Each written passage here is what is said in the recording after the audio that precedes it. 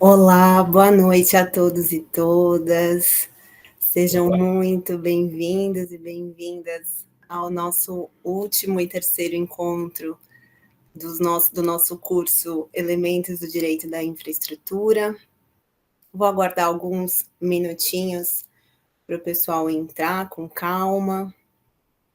Todo mundo se aconchegar, pegar a sua aguinha ou seu chazinho para esquentar, para quem está em São Paulo, que está um friozinho. E a gente vai iniciar. E aproveitar aqui esse momento para iniciar com alguns agradecimentos. Agradecer à ESA, ao pessoal do administrativo que organizou aqui toda a dinâmica com o PowerPoint, com os templates, que nos ajudou na parte administrativa. Agradecer o pessoal do suporte, o Alexandre que está aqui com a gente. Se vocês tiverem qualquer problema, podem acioná-lo. Agradecer à professora Ingrid, que ministrou a primeira e a segunda aula. Tenho certeza que vocês aprenderam bastante, foi um momento rico, né, de troca e aprendizado. Ela passou conceitos importantes. E agradecer também à professora Lilian, que promoveu essa união com a professora Ingrid para a gente discutir aqui esse tema importante. Nelson, eu vi aqui que você mandou o seu nome com a presença.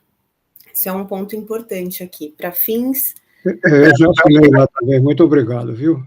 Tá ótimo. Eu faço o registro aí toda noite. Muito obrigado. Boa aula para nós. Tá ótimo. Boa aula para nós. Só um ponto que é importante. Para fins da presença, é importante vocês acessarem esse link que o suporte ESA encaminhou no chat e vocês vão confirmar a presença via esse link. Dessa maneira, vocês garantem o certificado de vocês desse curso. Tá bom? Então, feitas essas considerações, inicialmente vou me apresentar também, né? Um prazer, meu nome é Marília Moreira Pires, sou advogada, atuo na área do direito administrativo, especialmente em licitações, contratos administrativos, concessões e PPP, e é uma alegria estar aqui com vocês, espero que todos tenham uma excelente aula. Eu vou realizar, assim como a professora Ingrid realizou um intervalo, ali próximo às 8 horas, realizaria um intervalo para a gente tomar uma aguinha, respirar um pouquinho, e a gente retorna para a parte final. E vocês fiquem à vontade de mandar perguntas via chat, ou ao final desses períodos a gente abrir o microfone e conversar um pouquinho. Eu vou compartilhar aqui a minha tela.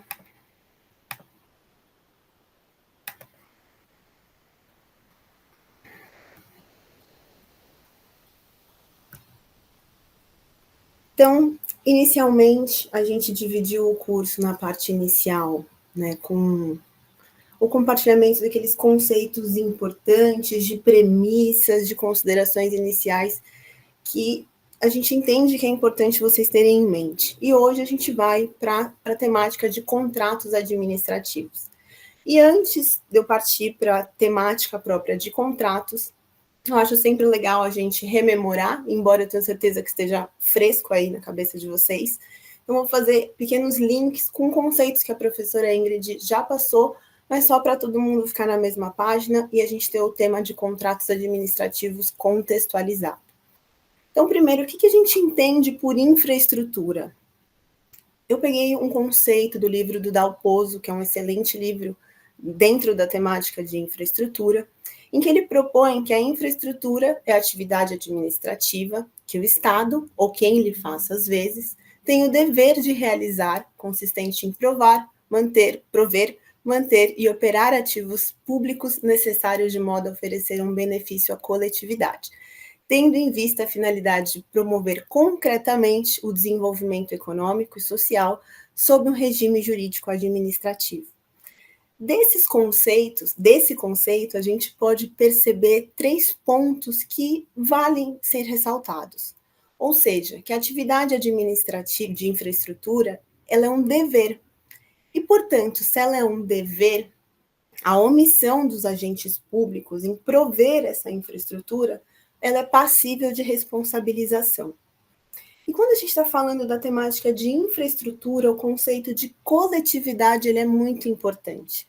Então, inclusive, para fins dessa atividade de infraestrutura, você como cidadão não vai promover uma ação no judiciário cobrando essa infraestrutura. Esse é um papel mais adequado para o Ministério Público, que defende ali em juízo os direitos difusos e coletivos, os direitos da coletividade.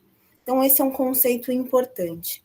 E quando a gente fala dever do Estado, o Estado pode promover essa infraestrutura diretamente, ou, como no conceito, ou quem lhe faça às vezes, indiretamente, como a professora Ingrid já sinalizou nas aulas anteriores. Um outro ponto importante aqui, quando a gente trata do conceito do benefício da coletividade, o foco ele não é só o recurso físico daquela infraestrutura, é um benefício à coletividade que ela advém do próprio potencial de exploração do privado daquela instalação física. Então, ele é maior do que o recurso físico. E um outro ponto, quando a gente fala no desenvolvimento econômico-social, a gente volta para aquela importância da coletividade. O particular, nesse momento, ele fica em segundo, terceiro plano, ele não está num primeiro plano. O desenvolvimento econômico-social é sempre pensando na coletividade e na acessibilidade dessa infraestrutura e do eventual serviço público que esteja vinculado a ela. Sendo responsabilidade estatal, essa atuação ela vai estar sempre guiada pelos princípios do direito administrativo, aqueles clássicos de interesse público, eficiência e sustentabilidade. A sustentabilidade ela ganhou destaque mais recentemente, e é um princípio tão importante, e em temas de contrato administrativo, a gente vê como um instrumento de potência para que esses princípios de eficiência, de interesse público e de sustentabilidade sejam concretizados, mediante cláusulas adequadas e uma regulação adequada. Um outro ponto muito importante que foi trabalhado também pela professora Ingrid foi o dever de planejamento e de regulamentação desse setor de infraestrutura. O planejar, ele envolve o olhar para recurso financeiro, para recurso humano, para políticas públicas, qual que é o objetivo dessa infraestrutura, como que ela vai ser operacionalizada, como que vai ser esse estudo econômico-financeiro, essa modelagem. Então, é de extrema importância essa organização, esse planejamento e, sobretudo, a regulamentação do setor. E a regulamentação do setor ela é uma forma de buscar a garantia desse desenvolvimento econômico e social, de maneira a tentar assegurar esse acesso universal aos eventuais serviços públicos que estejam linkados com essa infraestrutura. E também um ponto trabalhado anteriormente, mencionado pela professora Ingrid, foi a importância da regulação para fins de setores que naturalmente têm monopólios, ou seja, aquele setor que tem monopólio, naturalmente ele está suscetível a riscos de abusos ou de uma prestação de um serviço público inadequado, ou seja, um risco da qualidade cair ou o risco do aumento do custo para ter acesso àquele serviço, acesso àquela infraestrutura. E lembrar que esse acesso universal ele é uma premissa básica da regulação e da infraestrutura. Então, dessa forma, a gente tem que ter sempre como premissa, no tema da infraestrutura e tema de contratos administrativos, esse papel do Estado. Ele não está fora, não tem como estar fora dessa relação. Aqui, para fins de conhecimento, eu trouxe para vocês alguns dados da Associação Brasileira de Infraestrutura, que demonstram o investimento do Brasil no setor de infraestrutura. Que a gente vê uma maior atuação ali nos anos entre 2012 a 2014, e um investimento pesado, aqui a gente está falando de bilhões. E esses dados, eles sinalizam um pouco o patamar, o desenvolvimento social e econômico do nosso país. E embora sejam bilhões e grandes recursos financeiros, quando comparados ao contexto internacional, a gente pode perceber que o Brasil está né, abaixo, aí numa porcentagem abaixo dos outros países, o que justifica e sinaliza o nosso lugar de país subdesenvolvido também. E nesse contexto, um outro dado que é muito importante, que está linkado com aquele conceito lá inicial, quando a gente fala ou quem lhe faça às vezes, essa possibilidade da prestação indireta pelo Estado, ou seja, quando ele chama o privado para participar dessa construção dessa infraestrutura, do fornecimento dessa infraestrutura e desse serviço. E aqui no Brasil, a gente tem esses dados que demonstram que na década ali, entre 2003 e 2019, representava uns 60% de atuação do privado na área de infraestrutura, e depois de 2020 ultrapassando a 70%. E um ponto que é importante, por que a participação do privado ela é tão intensa?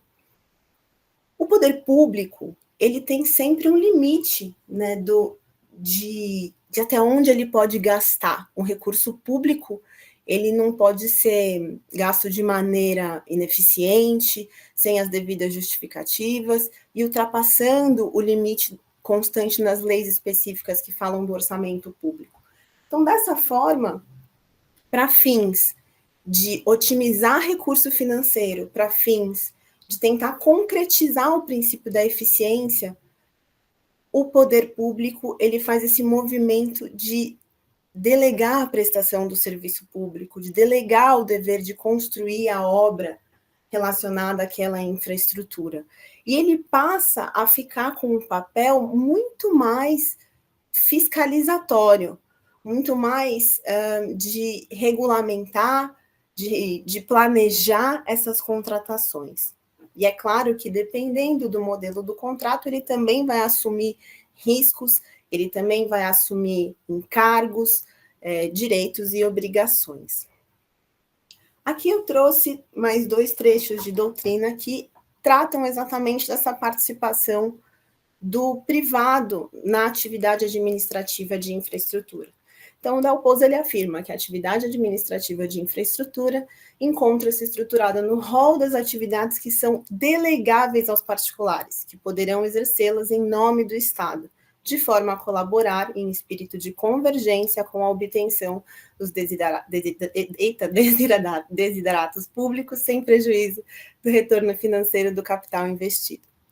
E em seguida aqui, a Maria Silvia Zanella de Pietro, ela propõe e explica que, embora essa entidade de direito privado, ela tenha ali a possibilidade de atuar dentro de um regime de direito privado, em termos de administração interna, de governança, a bem da verdade é que ela também está sujeita às normas de direito público, até porque ela estará utilizando bens públicos para fins de prestação de serviço público. Então, a gente tem aqui a participação do setor privado com um regime híbrido, e, a bem da verdade, um regime do direito público muito mais presente e atiniente às concessionárias e às empresas privadas que firmam contratos administrativos. Feita essa introdução e rememorando um pouco dos conceitos que a professora Ingrid passou, a gente passa para os arranjos contratuais. Então, o Estado, para fins de estimular a infraestrutura, para fins de cumprir com esse dever de realizar a atividade administrativa de infraestrutura, ele pode tanto realizar incentivos fiscais, ou seja, realizar regimes tributários específicos, com descontos ou isenções de impostos, realizar financiamentos, formas de estimular o parceiro, o setor privado, a assumir aquele contrato administrativo, a assumir esse dever de infraestrutura. E também a gente tem os arranjos contratuais decorrentes da concessão do serviço público, da parceria público-privada, permissão e autorização, concessões de uso e outros tipos de contrato que também contribuem com esse dever de infraestrutura. E a verdade é que falando em infraestrutura e pensando em contrato administrativo, é importante eu contextualizar esses arranjos contratuais de concessão, permissão e autorização. Então, quando a gente fala em contrato administrativo, nessa lógica aqui dessa comparação dos três, a gente está dentro do tema de concessão. O contrato administrativo, ele também pode ser decorrente da Lei Geral de Licitações e Contratos Administrativos, que eu optei por não colocar aqui, mas é importante eu explicar. A Lei 14.133 de 2021, que é a nova Lei de Licitações, ela é utilizada para a contratação de bens, de serviços e também de obras públicas. Mas, para fins de infraestrutura, o uso da concessão, seja pela Lei 8.987, que é a famosa concessão comum, ou pela 11.079, que é a lei de PPP, ela é mais utilizada. Então, por isso que eu fiz esse recorte aqui e esse processo comparativo com concessão, permissão e autorização. Então, cada um desses arranjos contratuais, eles têm regras próprias, legislações e diretrizes que são aplicáveis a cada uma delas. Uma das principais diferenças é, de fato, a formalização, como vocês podem ver. A concessão via contrato administrativo, a permissão via contrato de adesão e a autorização por um ato administrativo. Aqui a gente encontra similitudes com relação à base legal, em termos de concessão, da concessão comum e da permissão, e a autorização ali com um regramento específico. A gente não tem uma legislação específica sobre infraestrutura ou sobre a autorização para esse fim. Um outro ponto que é importante é relacionado à revogação. Então, todos aqui podem ser revogados, inclusive a concessão. Acontece que a concessão ela é um arranjo contratual mais estruturado, ou seja, para essa revogação acontecer, precisa de uma justificativa, precisa de base contratual, precisa dessa previsão, e há descumprimentos ali contratuais, ou seja, exige um procedimento mais burocrático e mais intenso. Com relação à permissão e à autorização, é uma revogação mais simples, e claro que também ela tem que estar prevista, tem os regramentos, né, para isso não é uma revogação sem processo administrativo para isso, mas ela é mais simplificada. E aqui, pensando em infraestrutura, como eu disse, a concessão ela é mais utilizada. Não significa que, por exemplo, para fins de autorização, a gente também não tem exemplos relacionados à infraestrutura. Então, aqui, inclusive, a gente tem um exemplo de uma medida provisória recente, que foi de 2021, que instituiu o Marco Legal do Transporte Ferroviário. E, dessa forma, tem um programa de autorização para esse setor. Mas, hoje, para fins de estudo e dessa aula, o nosso foco é o contrato administrativo. Então, por isso que a gente vai focar na temática de concessão, que é, de fato, o arranjo contratual mais utilizado para fins de infraestrutura. E aqui também é uma outra tabelinha para estimular um processo comparativo, para trazer uma clareza maior de uma forma em síntese, mas para trazer um olhar macro dos tipos de concessão que a gente tem aqui no Brasil e que são utilizadas para essas contratações de infraestrutura. Então, a concessão comum, com a base na Lei 8.987, como eu já tinha dito, e a PPP administrativa e patrocinada na 11.079. O objeto dessas concessões, eles têm similitudes, podem envolver obra e prestação do serviço público. Principal que diferença, eu entendo que seria a remuneração e o risco. Então, a concessão comum, a concessionária, a empresa, a pessoa jurídica ou consórcio de empresas que assumir aquele contrato, a remuneração dela vai decorrer da exploração do ativo concedido e pode ter tarifa paga pelo usuário ou não. Já na PPP administrativa, E na PPP patrocinada, a gente tem uma outra forma de remuneração. A patrocinada com a tarifa paga pelo usuário, mais a contraprestação do poder público, porque muitas vezes essa tarifa não é suficiente para cobrir o investimento do setor privado. E na PPP administrativa, a contraprestação do poder público. Isso porque, nesse contrato, nesse arranjo contratual, a administração pública é usuária direta ou indireta desse bem, desse serviço, e por isso que precisa ter essa contraprestação do poder público. O risco na concessão comum, ele está principalmente alocado com o setor privado. É claro que tem riscos que são assumidos também pelo poder público. Ali no contrato, a gente vai ter sempre cláusulas de eventos extraordinários que muitas vezes o risco ele fica também com o poder público. Mas, de uma forma geral, a gente entende que o risco na concessão comum ele está com o concessionário, com o setor privado. Já na PPP administrativa e na PPP patrocinada, existe uma divisão de risco maior entre o poder público e o parceiro privado.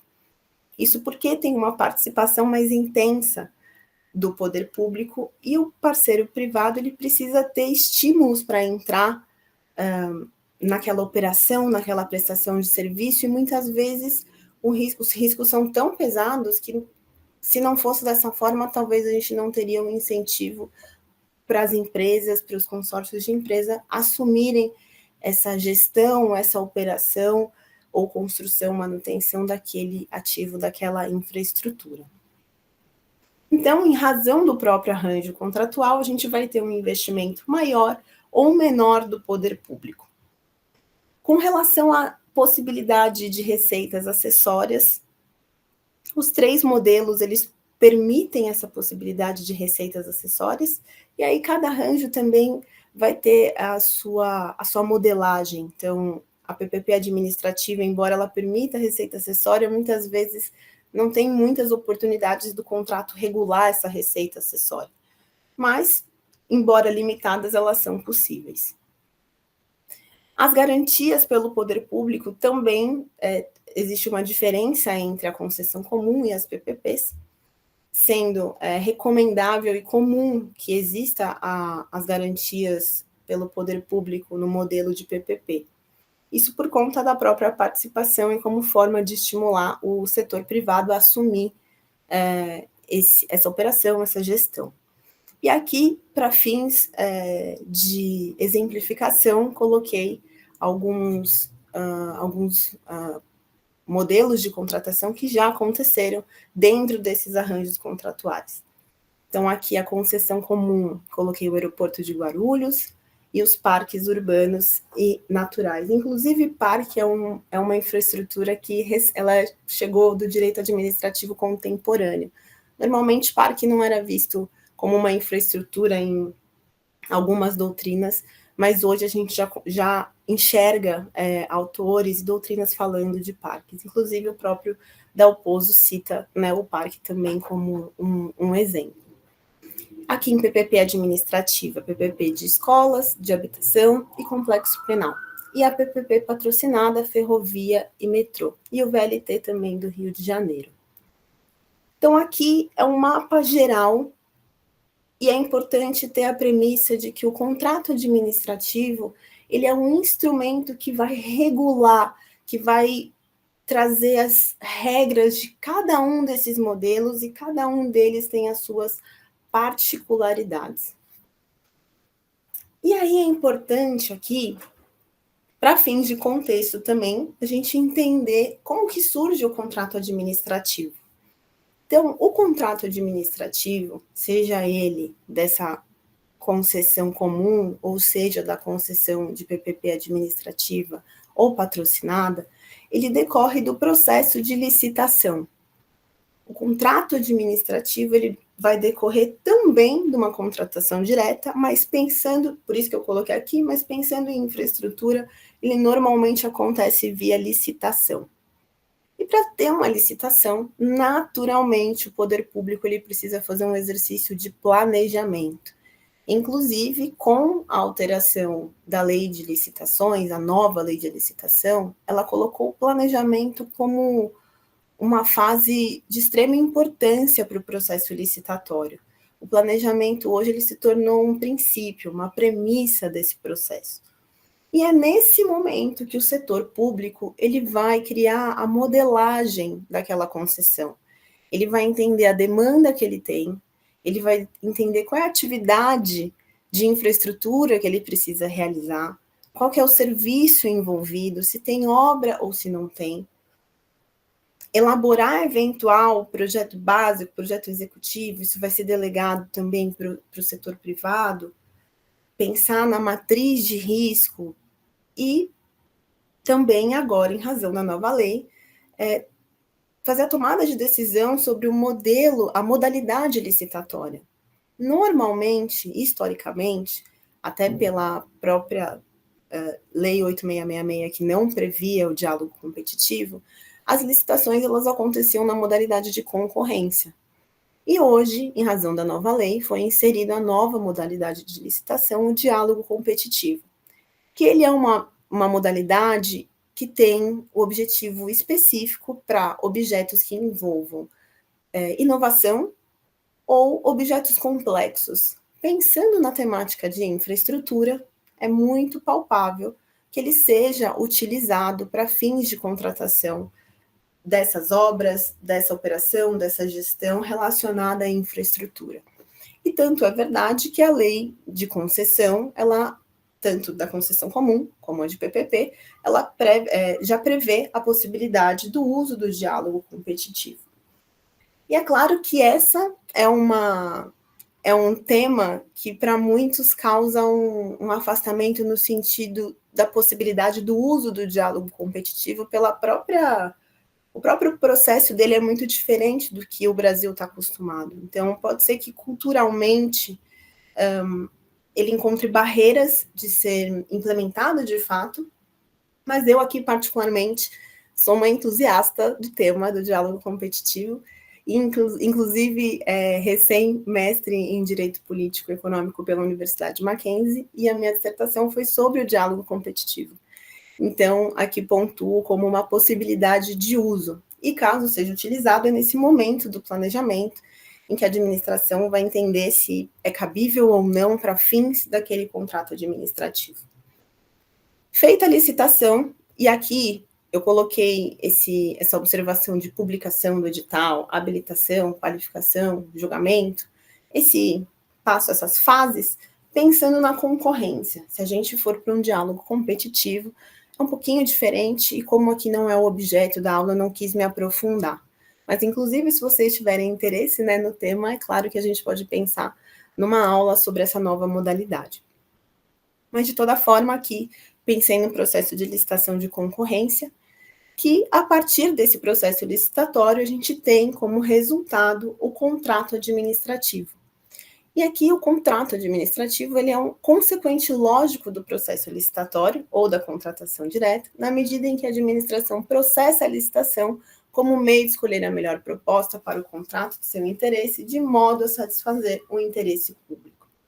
Portanto, o contrato administrativo é um instrumento, é um arranjo contratual que permite que essas concessões sejam realizadas, operacionalizadas e iniciadas. É a partir da assinatura do contrato administrativo que a relação do poder público, do setor público com o setor privado, se inicia e a partir daí eles têm uma longa parceria juntos. Um ponto aqui que eu acho que eu não coloquei foi com relação a prazo, Aqui não está nem na tabela, mas quando eu digo longa parceria, é justamente pelo seguinte, os contratos de concessão comum, embora a lei de concessão ela não tenha um prazo mínimo e máximo, normalmente eles vão até 35 anos. E quando a gente fala da PPP administrativa patrocinada, a lei ela já tem uma regulamentação específica e traz uma limitação de prazo mínimo e máximo de 5 para 35. Então, a gente percebe que são contratos administrativos que eles surgem e já com essa relação, com essa premissa de que vai ser uma relação de longa duração. E aqui, feitas essa consideração, essa colocação de como nasce o contrato administrativo e desses arranjos contratuais pelo qual o Estado ele promove a infraestrutura, é importante a gente entender as especificidades desse contrato administrativo. Então, naturalmente, o contrato administrativo ele envolve a administração pública e uma pessoa jurídica, que normalmente, quando a gente fala de infraestrutura, a gente está falando de um consórcio de empresas. Então, é um momento, as partes sempre serão setor público e setor privado. Esse contrato, ele é regido por normas específicas de direito público. E aí, quando a gente pensa nas normas, né, no regime de direito público, é claro que ele vai ser o regime de maior preponderância, mas não significa que a gente não tenha aquelas regras gerais da teoria geral do contrato, do direito privado, que não se apliquem também.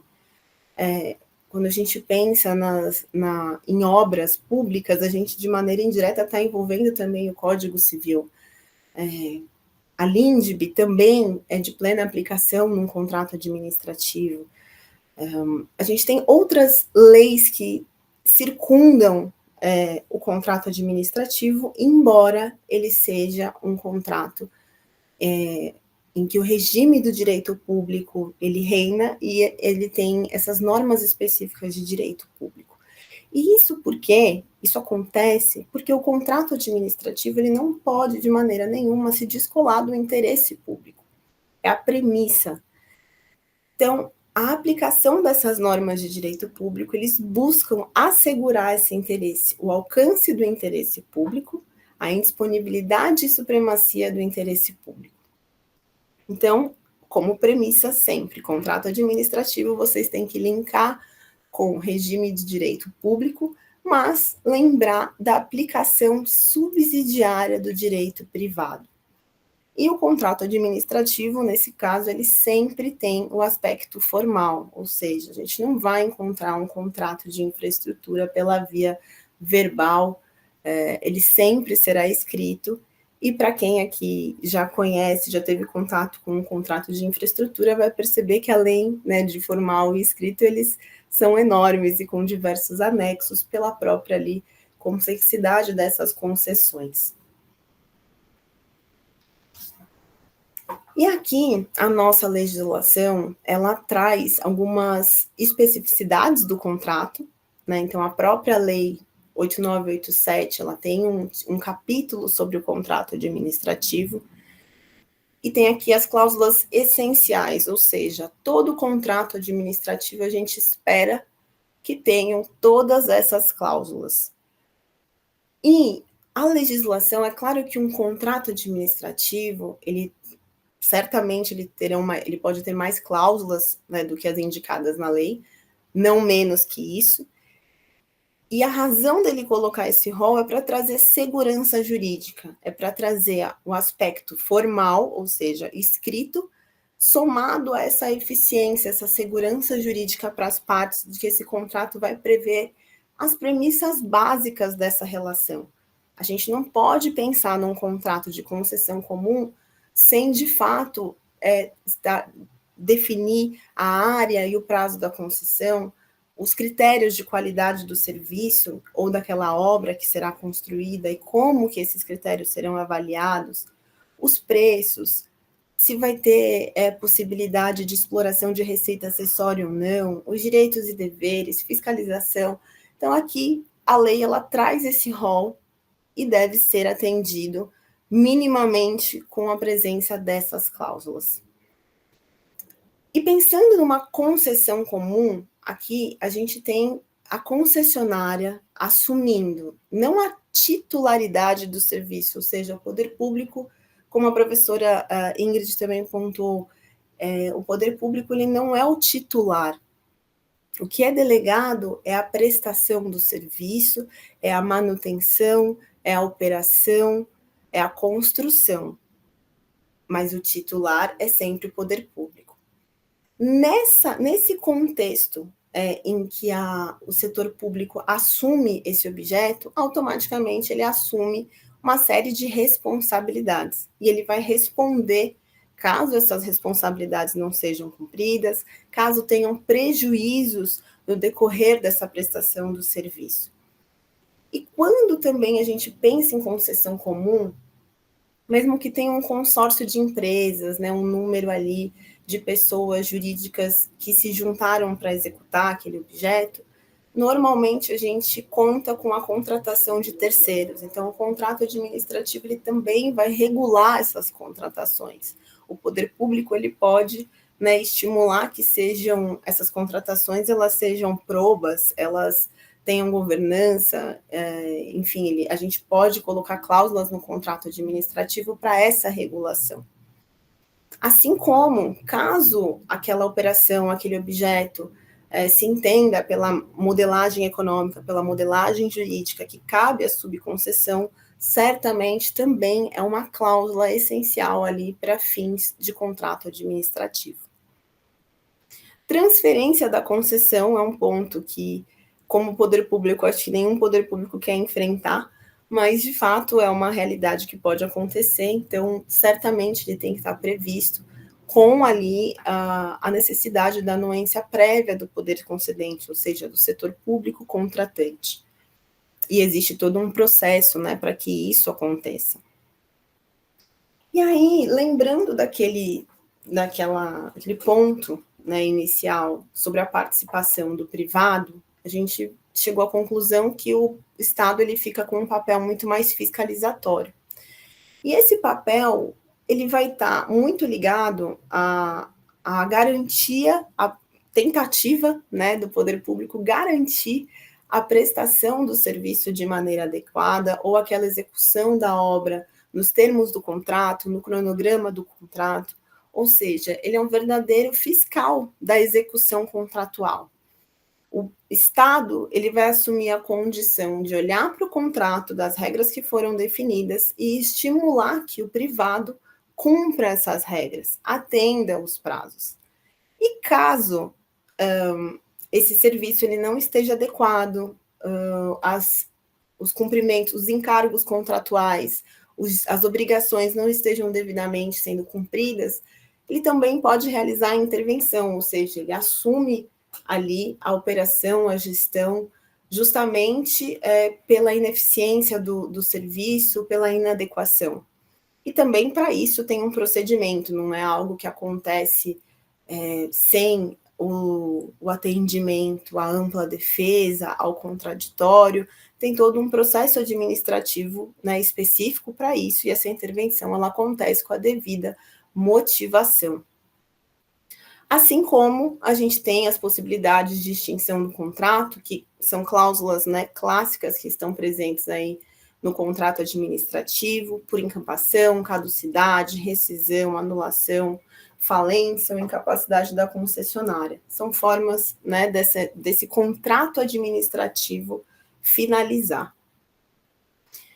E assim, justamente por esse papel fiscalizatório, pelo dever, né, de fiscalizar a atividade do setor privado, ele pode, de fato, ter a retomada do serviço público, mediante ali indenização cabível para aquele momento. Um outro ponto que é importante para fins de concessão comum é que, naquele momento em que existe a decisão de receita acessória ou não, a cláusula contratual ela vai regulamentar se essa receita acessória vai ter alguma porcentagem que vai para o poder público ou se não, assim como tem outras situações aplicáveis ao contrato que de fato serão reguladas pelas cláusulas e pelo regime e pelo modelo econômico-financeiro aplicável àquela infraestrutura. E assim como a Lei 8987 ela tem o capítulo sobre contratos administrativos, a nossa Lei 11079, que trata da PPP, também prevê algumas cláusulas e regramentos específicos do contrato. aqui, como eu tinha falado sobre o prazo, né, de 5,35, é um prazo que a lei estabelece como fixo. Então, o contrato ele vai ter necessariamente essa previsão de vigência. Muitas das cláusulas que estão como cláusulas necessárias ali para o contrato administrativo da concessão comum também estarão presentes no contrato de PPP, mas aqui, em razão até da participação maior do poder público, da presença de riscos, aqui a gente tem cláusulas um pouco diferentes, especialmente sobre repartição de riscos, que são específicas da PPP, e a forma de remuneração também. Um ponto de diferença que é importante aqui lembrar sempre, quando a gente fala de PPP, a gente está falando da sociedade de propósito específico. Então, necessariamente, a empresa ou o consórcio de empresas que assumiu, que venceu aquela licitação e que objetiva assumir a prestação do serviço, a construção da infraestrutura, a manutenção, ela vai constituir uma SPE. E essa medida, ela justamente busca estimular a governança interna dessa empresa, desse consórcio. A ideia é facilitar o processo fiscalizatório, facilitar o operacional administrativo dessa concessionária, e estimular que sigam os padrões de governança, para facilitar e estimular que tenha a devida acessibilidade, a devida prestação do serviço público com qualidade, com eficiência. E aí, aqui, eu acho até que a gente pode fazer uma pausa para eu não cortar no meio desse ponto. Até foi um pouquinho antes das 8, mas a gente tira uma pausa de 5 minutinhos para dar uma respiradinha. E a gente volta já já. Mas antes disso, eu queria saber de vocês. Eu vou até interromper aqui o compartilhamento para ver aqui se vocês mandaram algo, se vocês têm alguma dúvida, algum questionamento.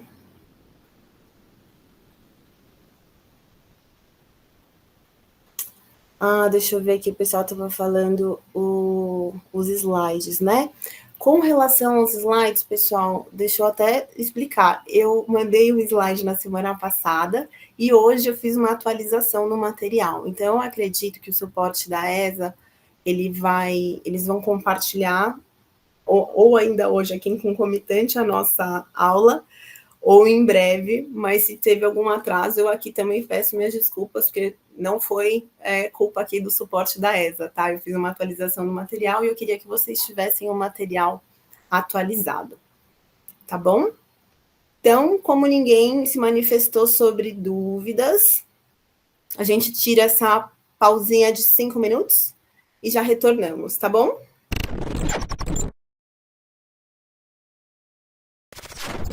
Oi, pessoal, vamos voltando do nosso pequeno intervalo.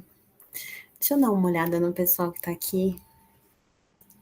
A maioria dos presentes são advogados, são alunos, estudantes de direito ou já advogados que atuam na área?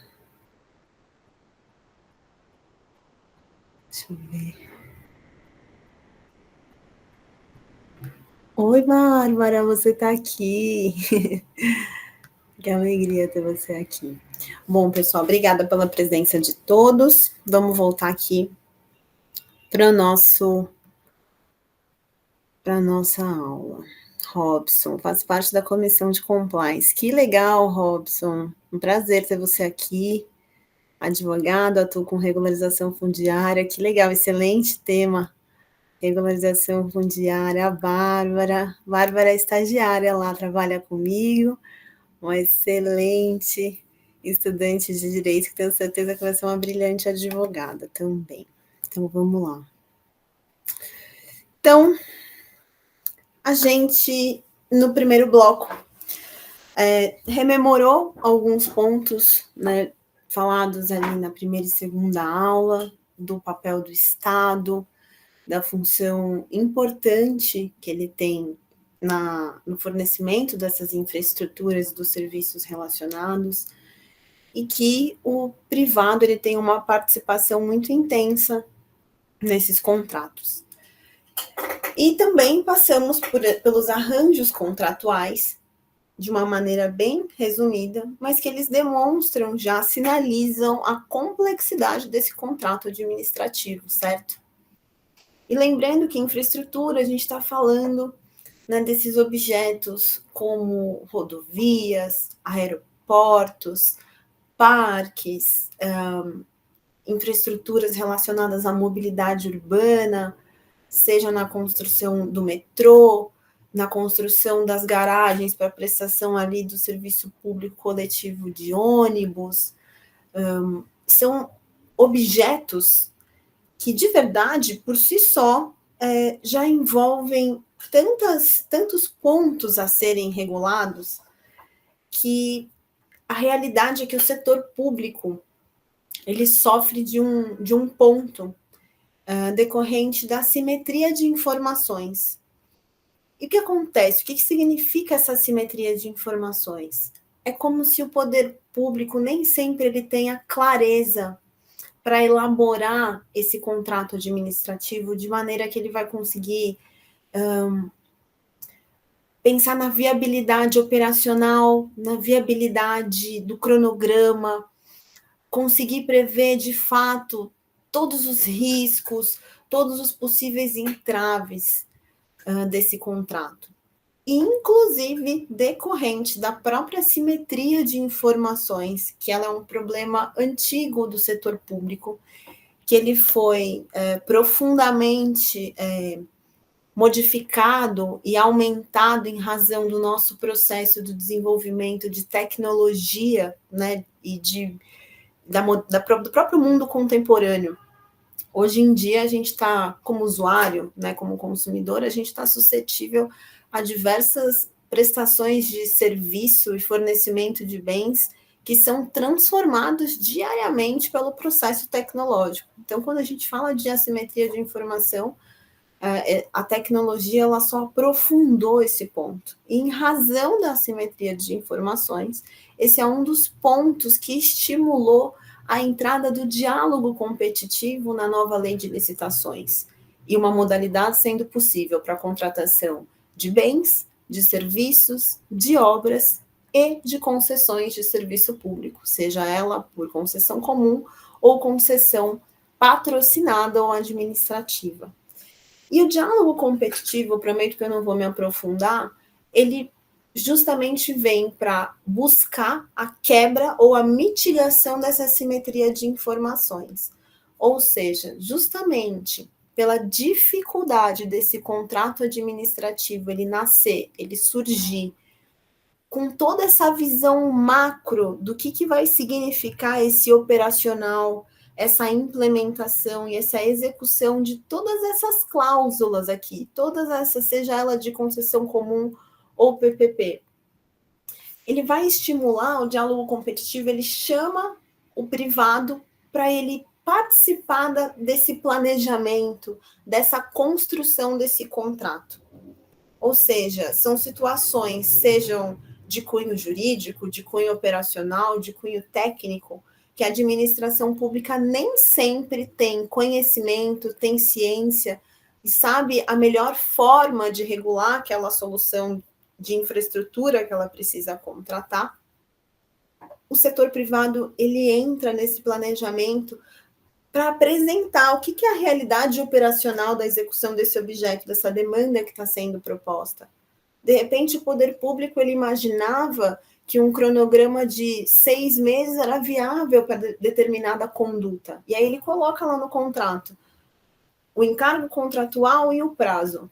Mas, na verdade, esse prazo, o setor privado, num diálogo competitivo, ele pode falar, olha, 6 meses eu acho que não é factível.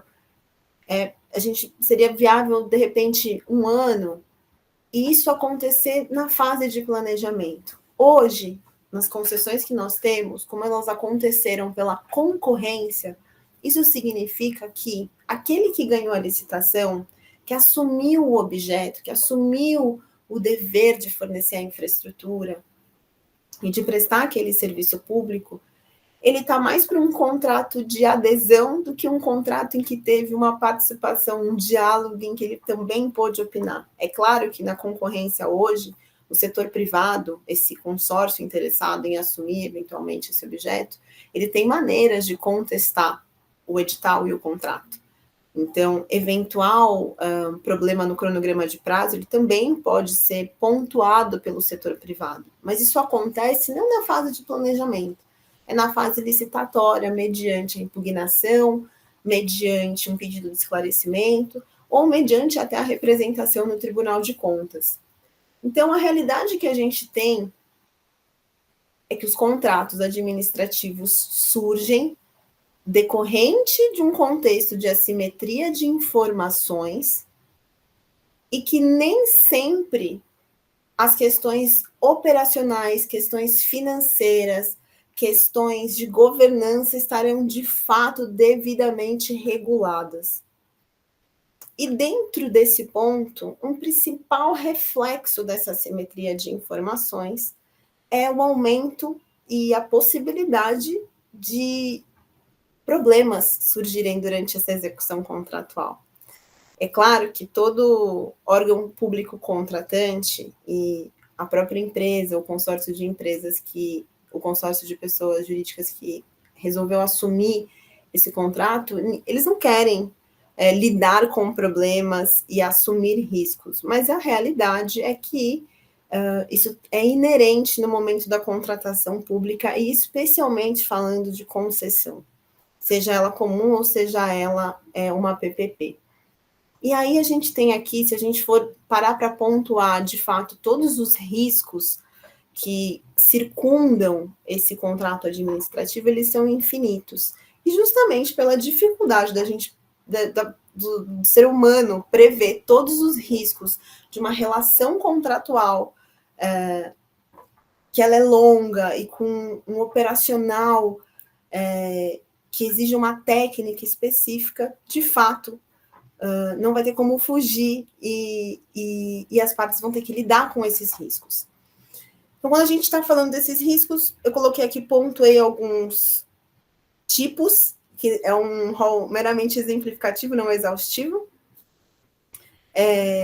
de riscos que a gente poderia dividir em riscos técnicos, riscos financeiros, legais, regulatórios, riscos de prazo, riscos ambientais, operacionais, políticos e sociais.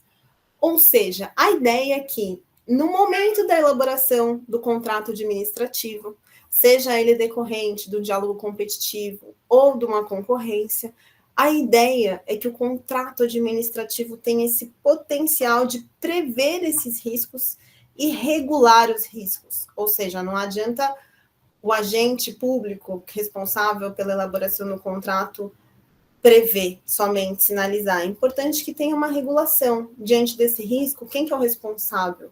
Existe alguma forma de mitigar que a gente possa já colocar no contrato, construir essa cláusula, esse contrato já pensando em eventuais riscos e como a empresa deve agir? Qual que é o procedimento de relatório relacionado a esses riscos? Como que é comunicado para o poder concedente para fins da fiscalização? Então, pensando em contrato administrativo, contrato de concessão, esse é um outro conceito que ele circunda e está presente nas discussões. Assimetria de informações que aumentam as possibilidades dos riscos. E aqui um ponto, qual que é a importância desse contrato, ele buscar de uma maneira, buscar prever de fato esses riscos, essas incertezas. A partir dessa previsão, a relação contratual ela pode ficar mais tranquila, a governança pode ser facilitada, a tomada de decisões ela pode ser mais informada, e aí a gente tem um ponto que é de segurança jurídica, naturalmente, que o contrato vai propor. E nem sempre é possível definir esses riscos e essas incertezas de pronto. A grande verdade é que é muito comum a gente escutar advogados, pesquisadores, pessoas que atuam na área já falando que o contrato administrativo, ele nasce desregulado, ele nasce já com um desequilíbrio, justamente pela dificuldade de você prever tudo que circunda o operacional nessa relação de longo prazo. Aqui eu peguei um trecho da doutrina presente no livro do Marçal Justen Filho, que fala sobre a alocação desses riscos. Eu vou pedir licença para ler aqui o conceito. A alocação de riscos é um dos expedientes mais relevantes para a calibragem da eficiência na contratação administrativa, especialmente para contratos de longo prazo, como são as concessões. A finalidade fundamental da alocação de riscos é tornar o contrato de concessão mais econômico, definido e alocando cada um dos riscos identificados à responsabilidade daquela parte que tem melhores condições para o seu gerenciamento. E aqui, pensando na nossa tabela comparativa, é claro que, por exemplo, na concessão comum, o poder público ele vai ter riscos menores do que o concessionário, mas isso não significa que ele não terá. Então, é um contrato que, de fato, vai precisar dessa previsão de riscos e possíveis mitigações, né? Se for possível esse planejamento e esse olhar crítico desde o início. E na PPP administrativa e patrocinada, essa repartição de riscos é uma cláusula obrigatória, ela é necessária para fins do aspecto formal mesmo desse contrato. Então, um ponto de extrema importância para fins de contrato administrativo, essa premissa dos riscos bem definidos, eles contribuem para uma eficiência de resultado, né, da prestação e da obra eventualmente executada, e da promoção do princípio da eficiência e do interesse público. Então, justamente por esse ponto dessa dificuldade de prever todos os riscos e de prever essa operação, é muito comum que o contrato administrativo ele tenha essa característica mesmo de incompletude contratual. É muito comum que no decorrer dos anos de uma concessão aconteçam mudanças, sejam elas de caráter financeiro, de caráter tecnológico, de caráter regulatório, e evolução da expectativa das partes, ou seja, a própria administração pública, de repente, vai trazer um encargo novo que vai onerar o setor privado, ou até, de repente, a própria expectativa do setor privado, né, diante do potencial de exploração econômica daquele bem ou daquela área que foi delegada para a exploração.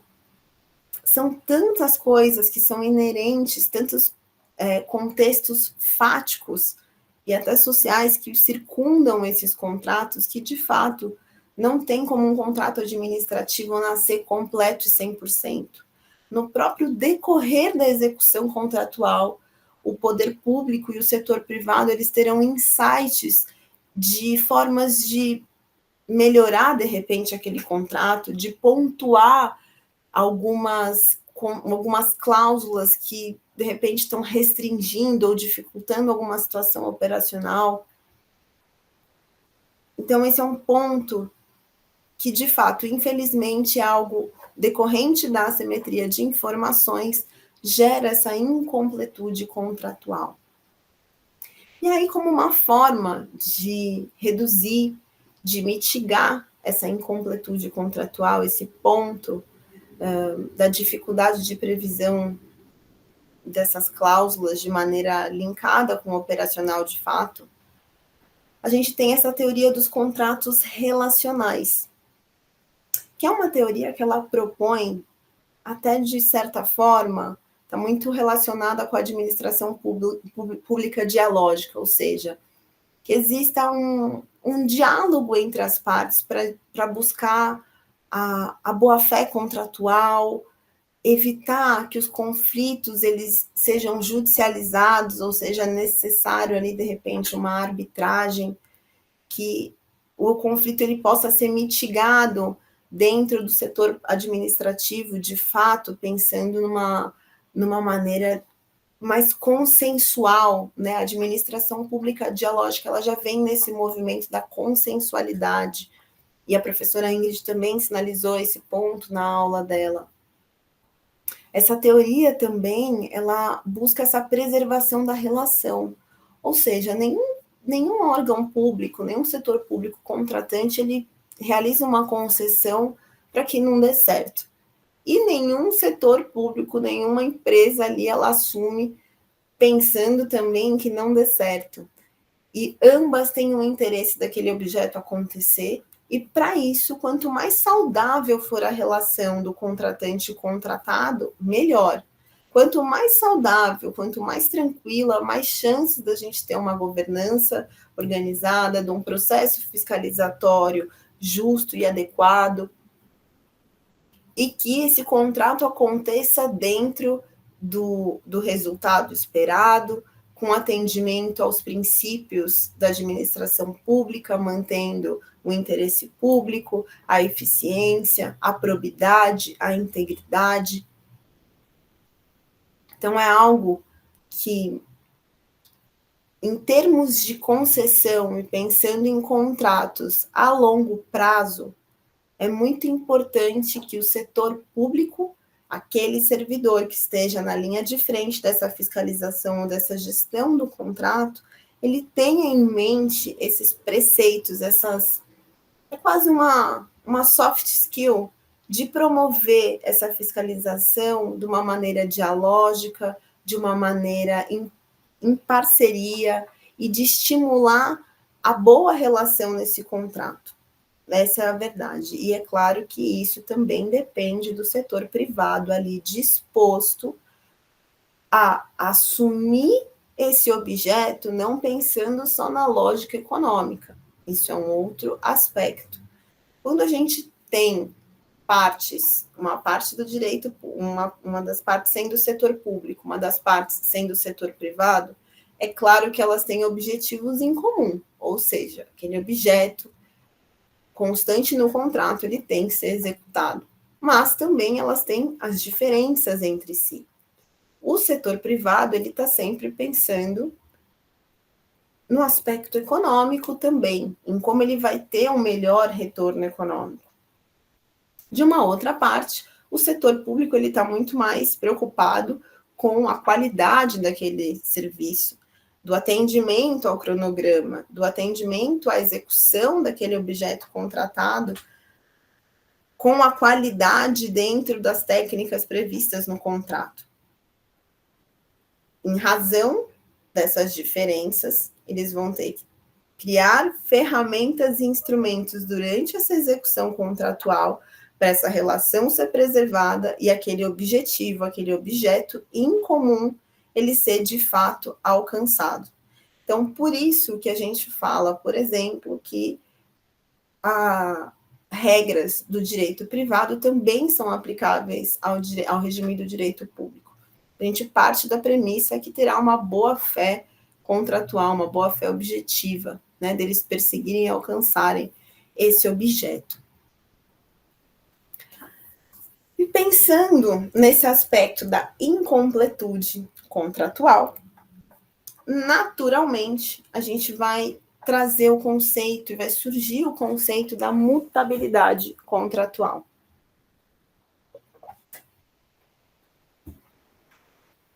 Como o contrato ele não nasce com a previsão de todas as realidades que circundam aquele objeto, naturalmente, na execução, será necessário realizar alguns ajustes. E esses ajustes, a gente pensa numa mutabilidade contratual, claro, com limitações, ou seja, não é porque tem uma assimetria de informações, não é porque a gente tem uma clara incompletude contratual, que essa mutabilidade contratual ela é livre e sem regramento e de mero acordo entre as partes. Não, pelo contrário, a gente tem que lembrar que a gente está dentro do regime do direito público. Ou seja, qualquer mutabilidade contratual, ela tem que ter um amparo na supremacia do interesse público e no atendimento aos princípios inerentes da infraestrutura que foram passados ali pela professora Ingrid e os princípios gerais do direito administrativo. Então, esses ajustes, eles têm que ser devidamente justificados, eles têm que atender ao interesse público. E essa justificativa, ela deverá estar relacionada a esses pontos de erros, de omissões, de situações operacionais que surgiram no decorrer da execução contratual que não foram percebidas, ajustes no aspecto financeiro, em razão da exploração econômica ali ter encontrado, de repente, alguns óbices que não foram previstos no momento da modelagem do estudo econômico financeiro. Então, de novo, é lembrar que são objetos que envolvem grandes prestações de serviço, envolvem contratações com terceiros, podem envolver diversos players em um contrato só.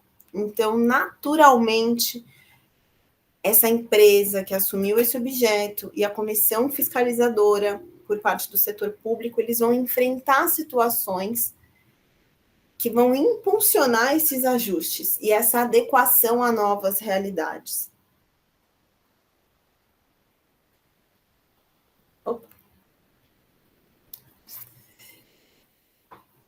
E a ideia é que esse conceito de mutabilidade, essa possibilidade dessa mutabilidade, ela está pautada, fundamentada numa premissa de que as partes, elas têm o direito de manter o seu equilíbrio econômico-financeiro. Ou seja, a ideia é que num contrato de concessão, seja ele de concessão comum ou de concessão patrocinada administrativa, as partes tenham justo equilíbrio entre os direitos, as obrigações e o risco. É claro que ali, dependendo do arranjo jurídico, um terá mais que o outro, mas devidamente previsto e devidamente já programado, ou seja, a empresa assume aquele contrato já sabendo daquele risco, né, daquele ponto, para não causar um desequilíbrio de fato. Ou seja, e aí está a importância da previsão, né, do risco de maneira antecipada, daquela visão macro. Até porque se um risco ele não é previsto, não foi devidamente colocado em contrato ali expressamente, certamente em algum momento na execução contratual terá discussão sobre esse ponto entre as partes e eventual equilíbrio, né, será pleiteado.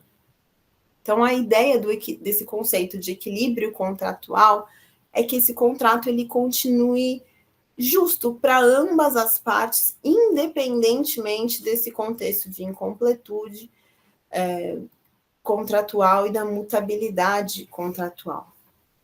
Aqui, mais uma vez, peguei um trecho de doutrina para sintetizar um pouquinho do que foi falado, e peço licença para ler mais uma vez. Aqui o Marçal Justem Filho ele pontua que, rigorosamente, a manutenção do equilíbrio econômico-financeiro é um princípio regulador do contrato administrativo. Não é nem direito, nem dever de cada parte, mas uma característica do contrato. Pode-se aludir ao direito da parte à recomposição da equação econômico-financeira sempre que se produzir sua quebra por evento que preencha certos requisitos. Ou seja, aqui está muito claro, né? Ele colocou que não é nenhum direito, nenhum dever. É uma característica do contrato administrativo. As partes entram nessa relação contratual com a segurança, com a ciência da possibilidade dessa manutenção do equilíbrio econômico-financeiro. Ou seja, essa característica, esse princípio regulador, ele vem para trazer segurança jurídica, para estimular que as partes assumam o contrato, para estimular que o parceiro privado participe da licitação, participe do objeto, participe do fornecimento dessa infraestrutura. Porque muitas vezes, com objetos que envolvem essa execução pesada de infraestrutura, essa prestação de serviços, se a gente não tiver essa regulação contratual de maneira que traga algumas seguranças jurídicas, certamente haverá um desestímulo ali para o setor privado participar desse contrato, participar do fornecimento dessa atividade de infraestrutura. Quando a gente fala em equilíbrio contratual, é muito importante a gente entender a diferença do reajuste e da revisão. Embora sejam maneiras de se equilibrar o contrato, elas têm objetos e finalidades diferentes. Ou seja, o reajuste está muito conectado com o índice de correção monetária. Ele tem uma previsão, vai ter uma cláusula no contrato que vai prever qual é o índice aplicável, qual é a periodicidade e como ele acontece. Diferente da revisão. A revisão, ela está muito relacionada com esse conceito de manter essa equidade contratual, esse equilíbrio contratual. Ele pode acontecer a qualquer momento, ou seja, diferente ali do reajuste, que vai ter uma periodicidade específica, a revisão ela acontece a qualquer momento. No contrato, ele também poderá ter uma revisão já. O contrato ele nasce com uma revisão ordinária, ou seja, de repente, em 5 anos, as partes resolvem aplicar uma revisão no contrato de concessão para rever se está de fato equilibrado. Mas assim como podem ter revisões extraordinárias, ou seja, o contrato previu uma em 5 anos, mas em 3 a concessionária entendeu que tem algum tipo de encargo que ela entende que gerou um desequilíbrio, em que gerou uma obrigação maior do que inicialmente prevista, e ela pode promover, sim, essa revisão. E essa promoção, né, dessa revisão, ela está conectada com esses eventos supervenientes, extraordinários, e também aqui com esses riscos, né, que a gente colocou como importante. Então, por exemplo, aqui pensando num risco técnico. Se esse risco, pensando num risco técnico e pensando num objeto que envolve, né, construção e engenharia. Se essa parte técnica ela não for de fato bem desenhada, bem delimitada, o risco de ter um reequilíbrio é muito grande. Inclusive, até como um exemplo, tem uma arbitragem que envolve a construtora OAS e a Dersa, que foi para a construção e ampliação, né, de uma rodovia, em que o contrato ele previa uma maneira específica de realizar, envolviam grandes pedras, e essas pedras, eu estou falando leigamente, tá? Para quem aqui é técnico, eu não estou usando conceitos técnicos, mas vou falar leigamente para fins de aprendizado, de facilitar a compreensão. Então, a área ali da concessão envolviam grandes pedras que precisavam ser explodidas para a atividade de construção acontecer. O contrato ele previa uma forma dessa pedra, dessa explosão acontecer. Ou seja, a empresa assumiu, considerando que ela teria um custo X para realizar aquela explosão daquela forma. No momento em que chegou a execução do contrato, em que a concessionária contratou uma empresa específica, fez um estudo para aquele serviço, no momento da execução percebeu-se que aquela forma, aquela técnica escolhida pela administração pública, ela não era adequada. Inclusive, trazia riscos dessa explosão ser tão intensa e essas pedras atingirem, né, outras estruturas, atingirem funcionários, enfim. E o que aconteceu? A empresa, nesse caso, tinha a opção de realizar o serviço, o objetivo que era, né, realizar essa explosão com a técnica adequada, de acordo com aquilo que o seu estudo e o seu entendimento promoveu naquela conclusão, ou atender, seguir o regramento, a legalidade do contrato e ter esses problemas, esses eventuais problemas.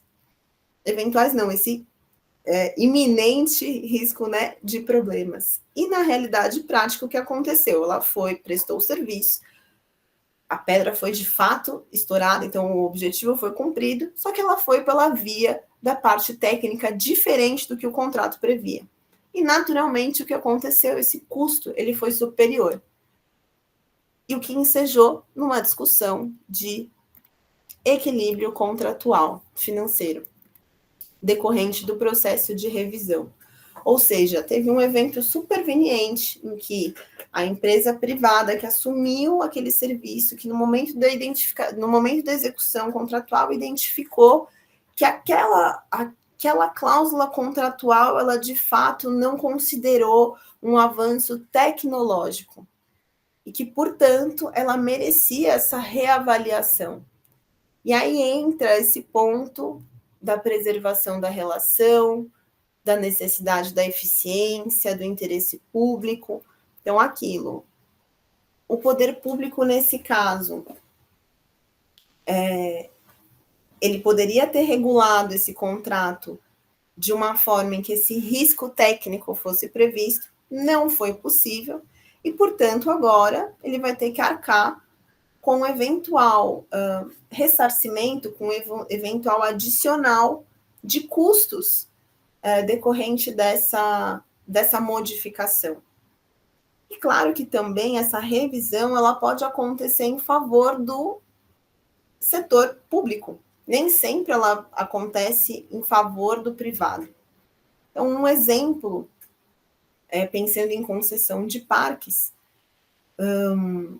a gente tem uma situação da concessionária ela ter alguns deveres de obras e manutenção na infraestrutura dentro da área da concessão.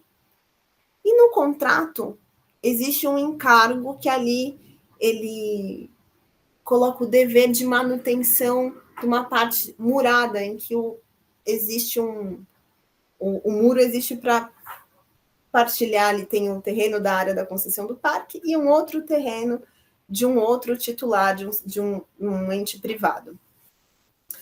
No momento em que a concessionária ela vai executar essa manutenção no muro, ela vem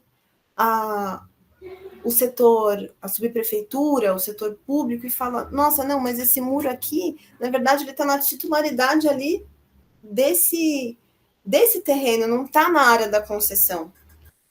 O contrato, ele considerou que o muro estava na área da concessão erroneamente. Então, na verdade, isso deixa de ser um encargo da concessionária, e a partir do momento em que deixa de ser um encargo, ela deixa de assumir aquele custo. Então, de repente, isso pode gerar uma discussão de revisão de preços em favor do setor público, diante do cenário de uma retirada de um encargo contratual. É claro que essa revisão e esse eventual reequilíbrio a favor do setor público ou do setor privado, ele acontece mediante um processo administrativo específico. Então, cada órgão contratante vai regular ali internamente, vai ter suas normas para regular esse processo, e o contrato ele vai espelhar esse regramento e como essas regras de revisão e de reajuste vão acontecer. Então, justamente por conta desse instrumento, dessa possibilidade de equilíbrio contratual, esses riscos têm uma importância bastante grande para fins de evitar discussões. E aqui um ponto também que é importante. A premissa do equilíbrio econômico-financeiro é uma premissa do contrato administrativo. O contrato administrativo, ele surge não só no âmbito das concessões, ele também existe lá na Lei de Licitações, na 14.133, que é para fornecimento de bens, de serviço e de obras públicas. Quando a gente fala num equilíbrio contratual desses contratos da Lei 14.133, eles costumam, geralmente, isso não significa que é uma regra, mas costumam ser mais simples, ou seja, esse processo administrativo ele é mais simplificado. Quando a gente está numa discussão de contrato administrativo de infraestrutura no âmbito dessas concessões, essa aferição do desequilíbrio em contrato de concessão, ela é mais rigorosa, ela é mais burocrática. Então, não basta ter um evento superveniente. É preciso que esse evento ele seja devidamente constatado, devidamente justificado no sentido dessa ocorrência, né? Assim, justificado no o porquê que essa ocorrência não foi possível, porquê que surgiu essa nova situação. Pensando numa PPP, no momento dessa ocorrência, vai se olhar a cláusula de matriz de risco para a gente verificar a responsabilidade. Eventualmente, esse risco ele já estava previsto, e inclusive já tem a previsão de quem é o responsável, o que é diferente daqueles contratos administrativos lá da outra lei. A gente precisa, me desculpem aqui, minha gatinha está participando da aula. A gente tem a necessidade de avaliação do impacto desse desequilíbrio. De fato, desequilibrou? De fato, uma das partes está com um encargo a mais ou a menos para fins de gerar essa discussão, esse processo de equilíbrio econômico-financeiro? E, de fato, se existe uma maneira mais adequada, uma maneira melhor de resolver essa situação. Então, pensando lá no exemplo, né, da pedra. Uma coisa é a gente ter uma situação em que se identifica, olha, essa forma aqui que está no contrato prevista não é a melhor. E não justifica mais nada. Mas não é a melhor por quê? Qual que é a nova tecnologia? Qual que é o risco de você realizar essa atividade de acordo com essa técnica? Qual é o risco? Qual que é o impacto desse evento?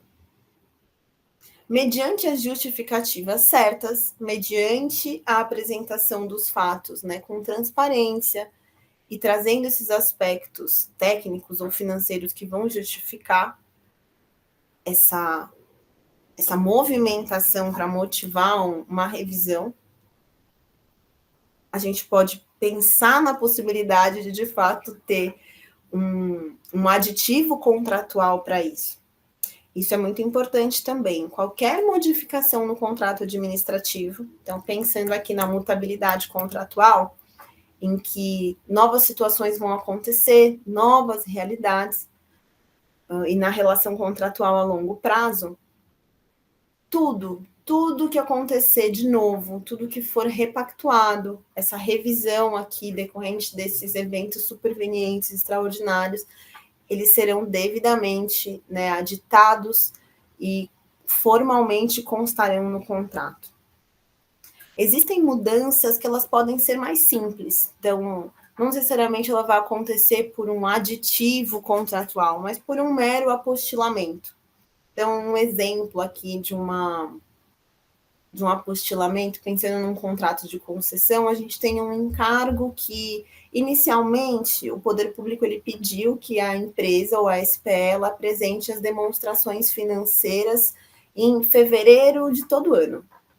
E aí, operacionalmente, essas empresas elas começam a atrasar essa entrega. A empresa, a SPE, ela passa a atrasar essa entrega e devidamente justificada porque a contabilidade responsável, a responsável pela auditoria dessa contabilidade, ela entrega só em abril. Bom, se existe uma conversa, né, o setor privado, ele apresenta esse contexto para o poder público, ele fala, bom, então a gente pode deixar a entrega para 1º de maio. Isso não necessariamente vai gerar um aditivo contratual, mas sim um mero apostilamento. Mas, sobretudo, mudanças maiores e mudanças decorrentes de revisão certamente gerarão, de revisão e de um processo administrativo que chega na conclusão de fato, houve esse desequilíbrio, que é a melhor medida, que é a mais adequada e mais eficiente. Aí, de fato, é melhor um aditivo contratual, que é um instrumento jurídico que vai dar mais segurança para as partes. e pensando até nessa relação de longo prazo, né? Nem sempre a equipe operacional que assumiu ali a concessão na linha de frente por parte do setor privado, ela vai se manter durante, né, todos esses anos. Então, esses aditivos, eles acabam até trazendo um próprio histórico, né, da concessão e dessa relação contratual. E também para fins de fiscalização do poder público. E aí, pessoal, eu acho que eu finalizo aqui, acabei terminando mais cedo, né, aqui a nossa aula, e justamente por isso, por terminar mais cedo, eu quero saber de vocês se surgiu alguma dúvida, se vocês querem compartilhar algum caso prático, alguma situação de contrato administrativo. Guilherme Correia, eu vi aqui a sua pergunta. No começo do chat, vou até reenviar aqui, a gente tem a lista de chamada, e eu vou reenviar nesse momento, para vocês acessarem esse link, entrarem nessa plataforma e confirmem a presença por lá. Dessa forma, vocês vão ter acesso ao certificado no final do curso para confirmar a presença de vocês.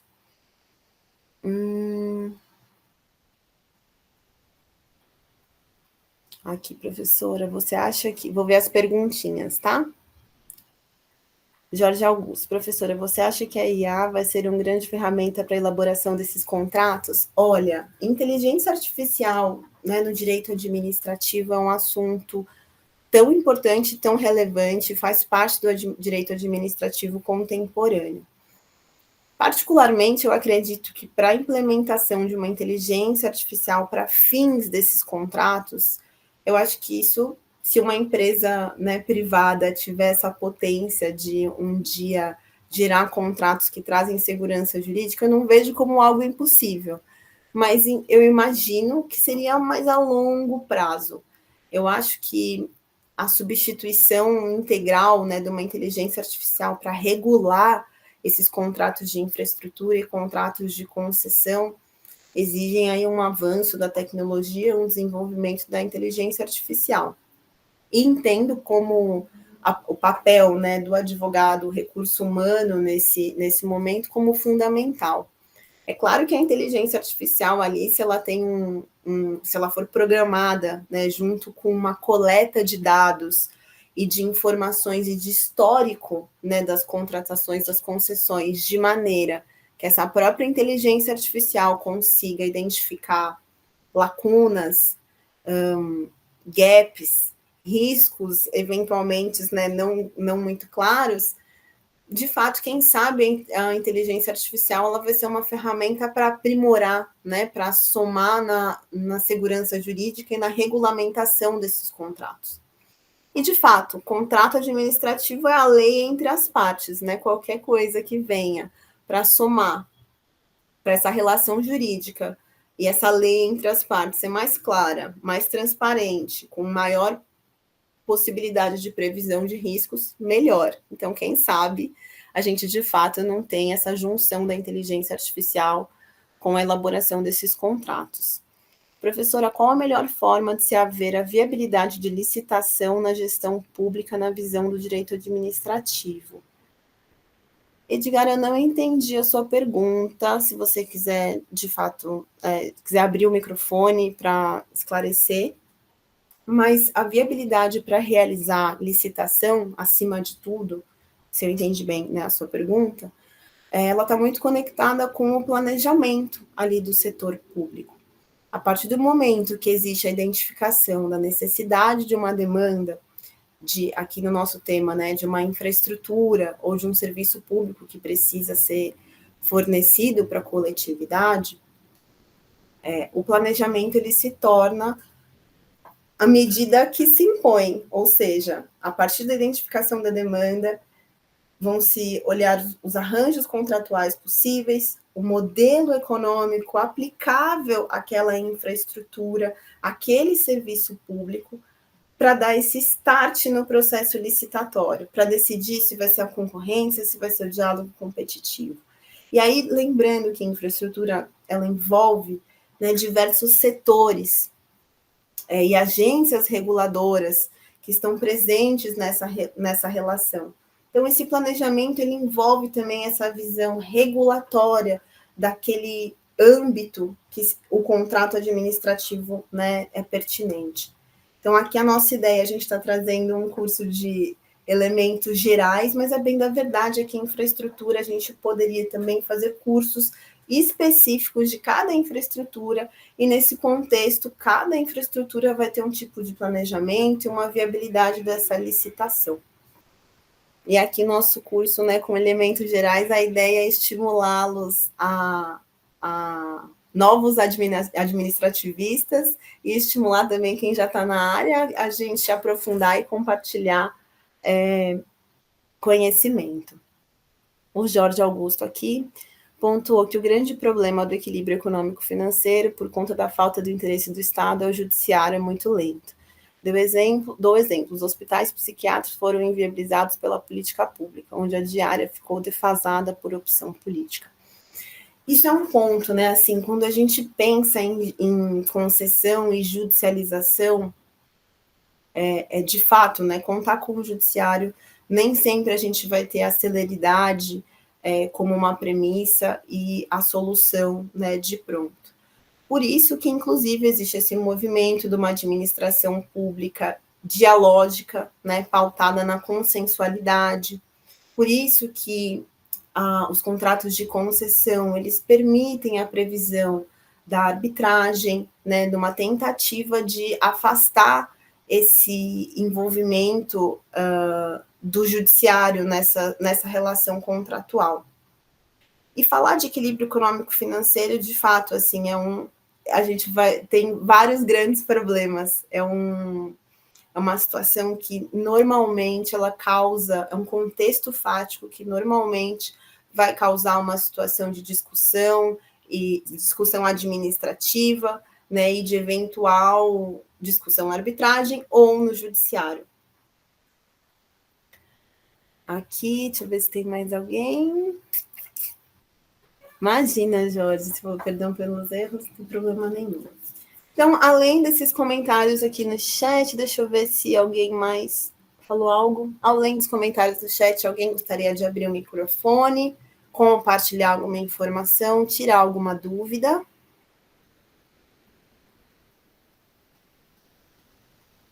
Bom, espero que não tenham dúvidas, porque a aula foi muito boa e ficou muito clara. Assim espero.